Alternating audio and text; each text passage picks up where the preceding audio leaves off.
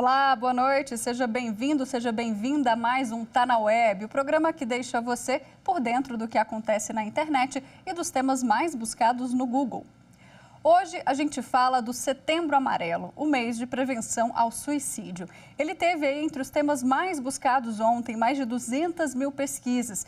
E um assunto, né, gente, extremamente importante nesse contexto de pandemia que a gente está vivendo há mais de 1 ano e meio. A Organização Pan-Americana da Saúde já até alertou sobre essa questão, então fica aqui o nosso apoio a essa campanha. E para a gente também dar mais visibilidade a esse assunto, que é importante, eu vou chamar duas pessoas que entendem bem dessa questão. Fabiane Rossi, que é professora de Psicologia da Universidade Federal de Juiz de Fora, e também a Leila Herédia, que é porta-voz e voluntária do CVV, que é o Centro de Valorização à Vida. Sejam bem-vindas aqui. Boa noite, Leila. Boa noite, Mari. Obrigada pelo convite, obrigada a quem está aqui conosco no programa de hoje. Um prazer ter você aqui também. Boa noite, Fabiane, seja bem-vinda aqui ao Tá na Web. Boa noite, muito obrigada pelo convite, é um prazer estar com você. Bom, eu quero começar falando aqui rapidamente com a Leila sobre a questão da procura, né, das pessoas diretamente com o CVV nesse tempo de pandemia. Vocês sentiram que teve também uma mudança, as pessoas sentiram mais essa questão da saúde mental, Leila? Olha, Mari, nesse período de pandemia, a busca pelo CVV, ela mais ou menos se manteve estável. A gente, como as ligações são sigilosas, a gente não teria muito como saber por conta disso, mas a gente imagina que talvez porque as pessoas estejam mais juntas em casa, né? Muitas vezes tem alguém próximo e, em geral, o compartilhar, o falar, necessita de um certo sigilo. Você não quer se expor, você quer ficar de uma forma que você não se sinta julgado, não se sinta criticado.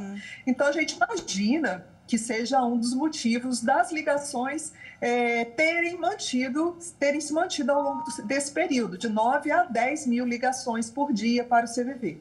Nossa, é muita coisa, 9 a 10 mil por dia, eu não tinha noção desse dado interessante e também preocupante, né? Fabiane, você que coordenou também um estudo sobre saúde mental na pandemia, talvez esse dado não te assuste, porque você tem noção de como que as pessoas estão encarando esse momento, né? Exatamente. Nós desenvolvemos esse estudo com o objetivo de avaliar a saúde mental dos brasileiros durante a pandemia de Covid-19 e, de fato, os impactos da pandemia na saúde mental são muito significativos, né? Nós tivemos aí mais de 2 mil pessoas, né, de todo o país que participaram desse estudo e, entre elas, em torno de 92% apresentavam sintomas de depressão. Em torno de 42% apresentavam sintomas de ansiedade e quase metade dessas pessoas, né, apresentava sintomas de transtorno de estresse pós-traumático, ou seja, né, a gente observa aí um impacto muito importante na saúde mental.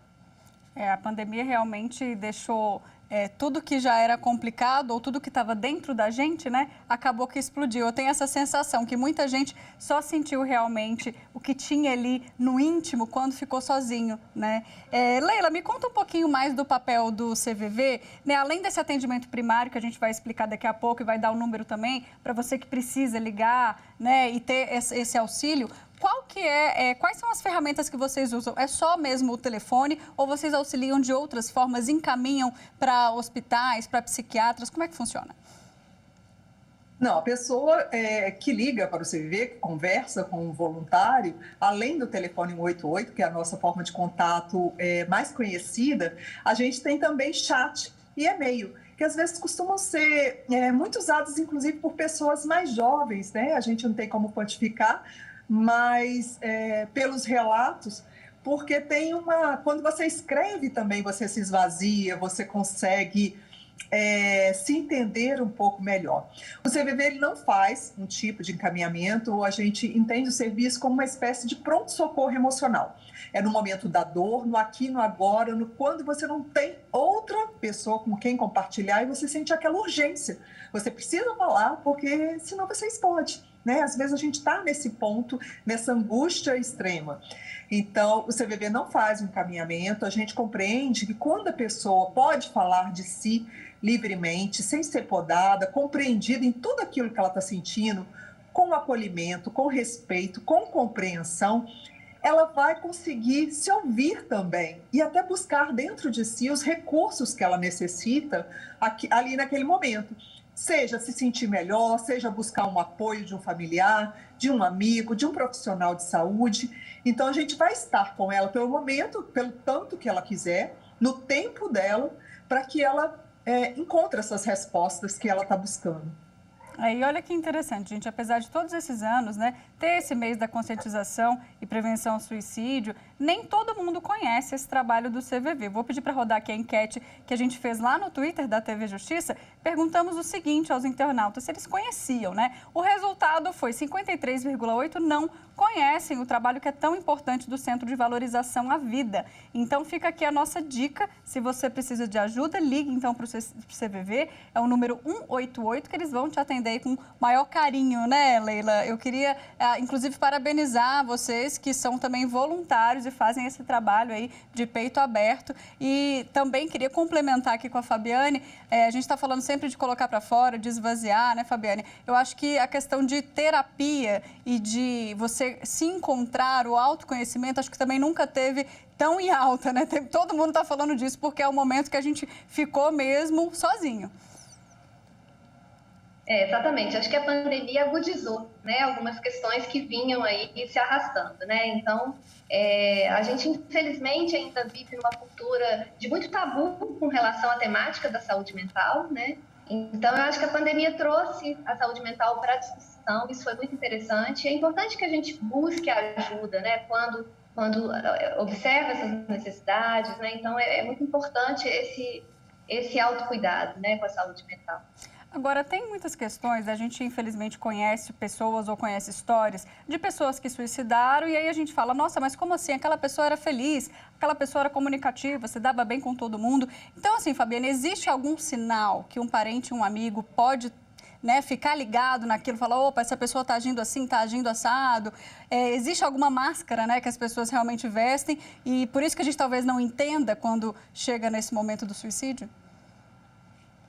É importante a gente ficar bastante atento aos sinais de depressão, né, que é o principal transtorno associado à questão do suicídio, não o único, mas um dos principais, né, que é essa desmotivação com a vida, né, a desesperança. A desesperança é uma característica muito comum da depressão, né, então essa perda de interesse pelas atividades diárias, pelo trabalho, né, pelas atividades sociais. Então é importante que os familiares e amigos fiquem atentos a esses sinais e sintomas e sugiram, né, primeiramente, proporcionem o acolhimento, né, e sugiram o acompanhamento especializado. Na sua experiência, Leila, também existe algum sinal aí que você gostaria de deixar como forma de alerta?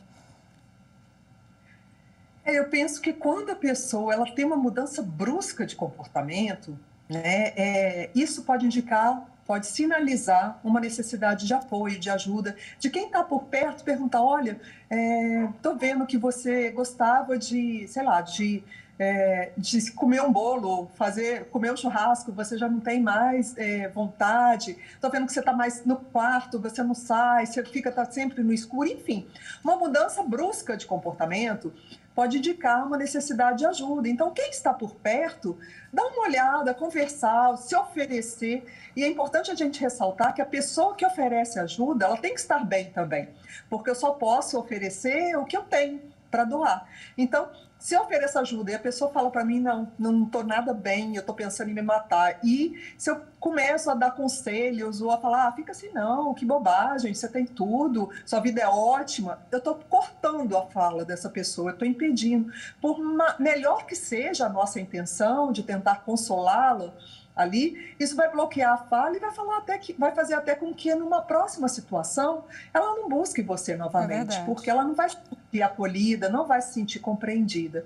Então, é importante que quando a gente verifique que a pessoa não está legal, enfim, tem alguma coisa ali errada, alguma coisa que está diferente, e que eu vou procurá-la, que eu me disponha, e que nessa escuta eu me coloque por inteiro, né? Eu faço uma escuta ativa, uma escuta integral, no qual eu vou largar meu celular, eu vou parar de prestar atenção em qualquer coisa que está ao meu redor, eu vou prestar atenção em cada palavra que a pessoa me disser, com muita empatia, com muito carinho, sabendo que a dor que cada um de nós sente é única. Eu não posso falar que o que dói em você vai me doer, né? Cada um de nós sente de um jeito. Sim. Para complementar, Leila, você falou aí que a pessoa que ouve tem que estar pronta. Então, eu queria saber como é que funciona a questão dos voluntários, né? Vocês capacitam, porque são pessoas também que recebem essa carga emocional durante o dia, né? Deve ser complicado também lidar com tantas histórias e não se sentir um pouquinho ali consumido, né, por aquilo.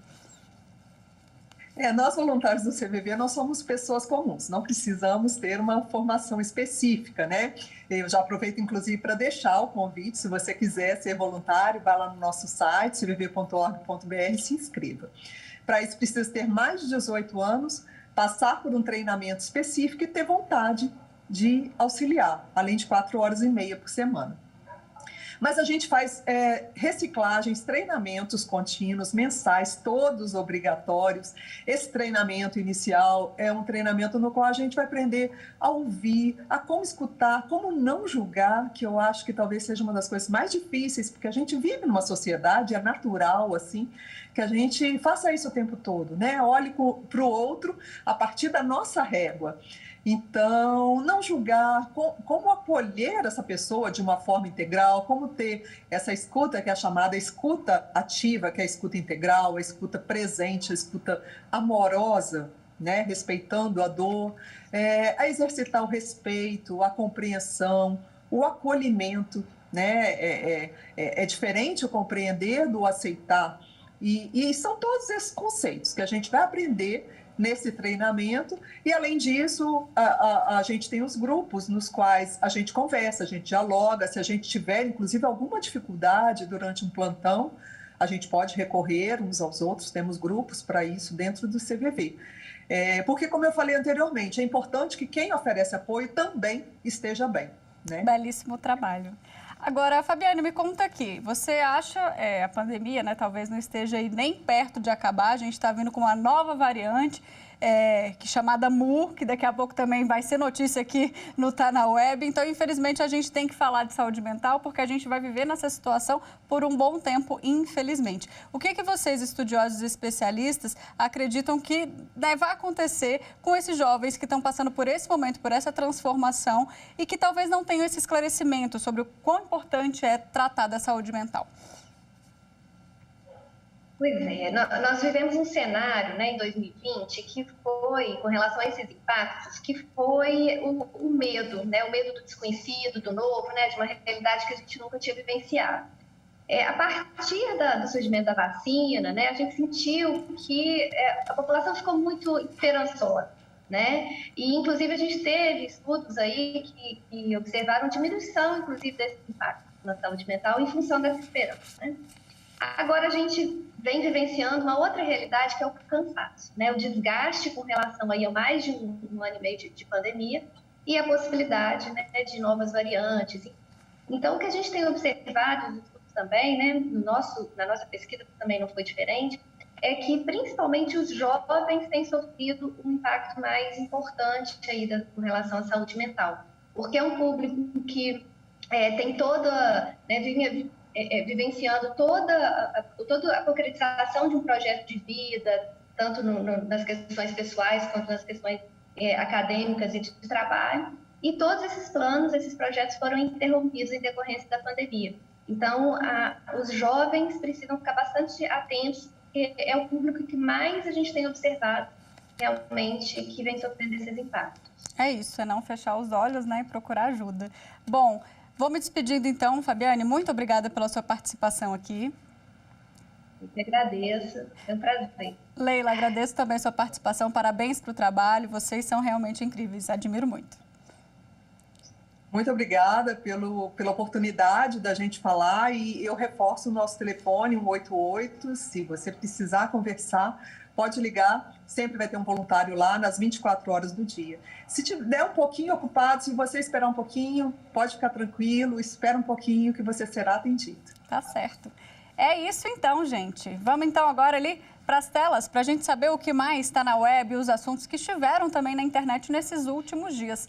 Eu começo falando então lá da segunda, a gente teve Simples Nacional no destaque, porque quem é MEI, o microempreendedor individual, né, e está aí com o pagamento dos impostos atrasado, pode regularizar tudo até o dia 30 deste mês. Segundo a Receita Federal, são mais de 4 milhões de MEIs inadimplentes e eles devem cerca de 5,5 bilhões ao governo. Então, o passo a passo de como pagar a dívida está lá no portal do Simples Nacional, tá?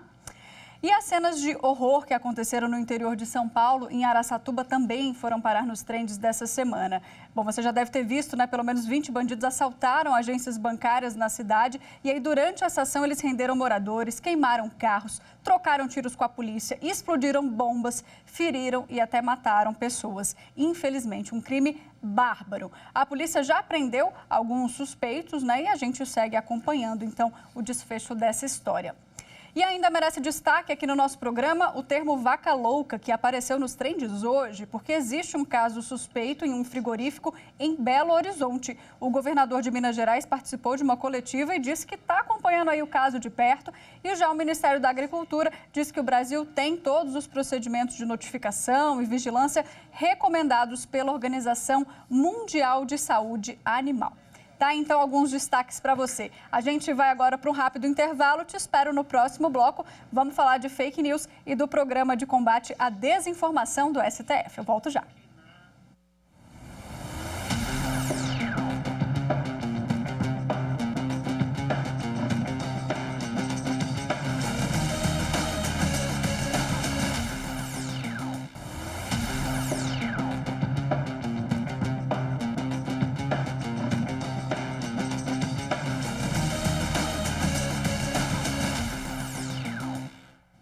Tá na Web já está de volta e vamos começar então o segundo bloco mostrando para você a fake news que a gente está desmentindo na nossa editoria semanal lá no Instagram. #EraFake, né, que desmente as notícias falsas que circulam nas redes sociais. Inclusive, se você não segue a gente, o nosso IG é TV Justiça Oficial. Bom, gente, olha só, é fake então o vídeo que circula na internet alegando que o STF e o TSE sugerem impedir a eleição de candidatos cristãos na política. A verdade é que o ministro Edson Fachin, durante um julgamento do TSE lá em agosto de 2020, propôs incluir o abuso de poder religioso entre os tipos de conduta que podem afetar a igualdade entre os candidatos numa eleição. E foi para combater esse tipo de notícia que essa semana o Supremo Tribunal Federal instituiu o Programa de Combate à Desinformação. A ideia é enfrentar essas fake news absurdas e esclarecer a verdade sobre fatos que envolvam aí decisões e os ministros da Corte. O secretário-geral da Presidência, que vai liderar o comitê gestor desse programa, explica melhor. Pode rodar. O objetivo do programa é institucionalizar uma série de ações e iniciativas de combate à desinformação sobre o Supremo Tribunal Federal. A Corte tem monitorado nos últimos meses uma crescente de difusão de fake news sobre o Supremo Tribunal Federal, sobre as decisões da Corte, sobre as atuações dos ministros, sobre os projetos do tribunal e, por isso, sentiu a necessidade de criar um comitê específico de avaliação e de concretização de medidas, de contramedidas de informação, trazendo sempre o lado da Corte, a credibilidade da Corte, a imagem que realmente a Corte produz sobre as suas funções. E outro tribunal que está nesse combate também às fake news é o Tribunal Superior Eleitoral. E agora, então, eu bato papo com o Thiago Rondon, que é coordenador digital de combate à desinformação do TSE. Bem-vindo, Thiago. Boa noite, tudo bem? Boa noite, Mariana. Boa noite, ouvintes. Tudo bem, e você?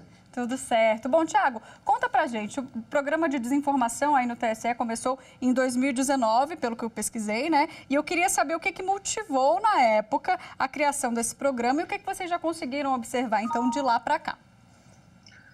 É isso mesmo. Em 2019, começou um trabalho dentro do tribunal para institucionalizar um programa de enfrentamento à desinformação contra o processo eleitoral. E esse tema, ele vem ganhando, né, uma certa atenção e relevância devido a tudo que a gente vem observando, inclusive nas redes, né, o debate público também sobre esse grande desafio. E, nesse sentido, esse programa ele foi instituído para atuar basicamente com 3 pilares nas eleições de 2020. promover uma informação mais precisa sobre o processo eleitoral, para que todos conheçam melhor como ocorre, realizar uma capacitação dentro desse ecossistema de uma maneira mais estruturada, e o terceiro, combater o comportamento inautêntico, aquele que é inflado artificialmente, muitas vezes por uso de software, robôs, enfim. E para isso, o programa se desenvolveu de um modo multissetorial, ou seja, com diversos atores do setor público, privado, junto nessa atuação. E foi dessa maneira que em 2020 o programa teve a sua primeira eleição e agora, recentemente, ele se torna permanente. Recentemente, ele agora é um programa que vai atuar de maneira constante, mas não apenas na época das eleições. Tiago, as eleições de 2020 foram aí o primeiro desafio, que vocês enfrentaram, até porque a gente já tinha uma clara ideia do quanto essas fake news interferem nas eleições. E esse desafio, eu queria que você contasse assim, um pouquinho como é que foi essa luta contra as fake news nesse período de eleição mesmo. Esse é um desafio complexo e que não pode ser resolvido sozinho. É impossível uma instituição ou qualquer organização no mundo em que a gente vive conectado, nessa difusão de informação, que a gente tem hoje acesso à informação de maneira constante. Tem diversos dados positivos com relação a isso, mas a gente tem um lado negativo, que é a própria desinformação. E nesse sentido, eu acredito que o papel de um programa institucional como o do Tribunal Superior Eleitoral, ele visa construir um ecossistema que possa enfrentar essa desinformação com diversos atores em conjunto, com as grandes plataformas de tecnologia, com as operadoras móveis, com a imprensa, com os partidos políticos, com os atores relevantes desse ecossistema. Então, em 2020, nós acreditamos que a gente teve um certo nível de sucesso no sentido em que a gente conseguiu realizar um grande movimento, diversas entidades para atuar em conjunto conosco nesse grande desafio. Era isso que eu te perguntar também. Vocês têm parceria, tanto públicas quanto privadas, para conseguir fazer todo esse monitoramento, Não é só o TSE. Exatamente, Na realidade, no dia a dia, o que aparece muito e o que a gente tem como grande desafio de certa forma, esclarecer o maior número de atores sobre desinformações que ocorrem na questão eleitoral e contra o processo eleitoral, que é aquele que pode ser uma informação enganosa ou falsa sobre o ato de votar, sobre o processo eleitoral em si. O que é importante, o que a gente viu de grande aprendizado, é que parcerias com igrejas, clubes de futebol, também atores relevantes, instituições públicas como o CNJ, OAB, diversos outros atores construindo essas mensagens também, falando com a população sobre o processo eleitoral, é uma forma da gente combater. Nessa chuva de desinformação que a gente vive, o que a gente precisa é uma chuva de informação esclarecedora, para que todos possam compreender melhor o processo eleitoral, e não estarem tão suscetíveis a caírem numa desinformação intencional em alguns casos. Recentemente, aqui mesmo no programa, a gente já desmistificou algumas fake news sobre a urna eletrônica, que é o que vocês estão agora tendo que ficar de olho, porque está chovendo informação falsa sobre a questão da segurança da urna. É isso mesmo, E muitas vezes entra no debate público, informações que não são precisas.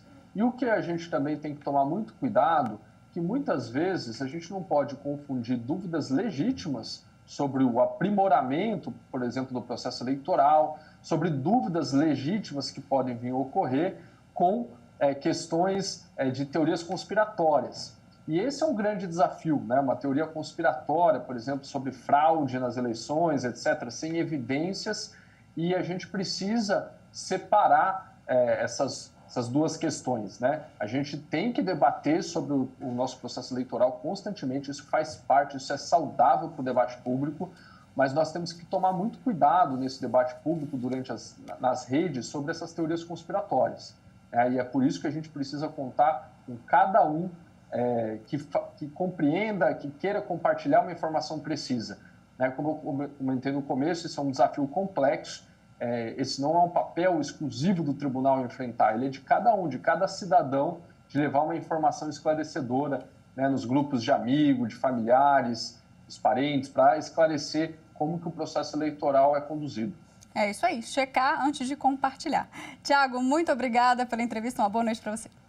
Boa noite. Bom, gente, é isso então. Eu vou ficando por aqui. Não deixe de acompanhar nossas redes sociais, Instagram, Twitter, YouTube.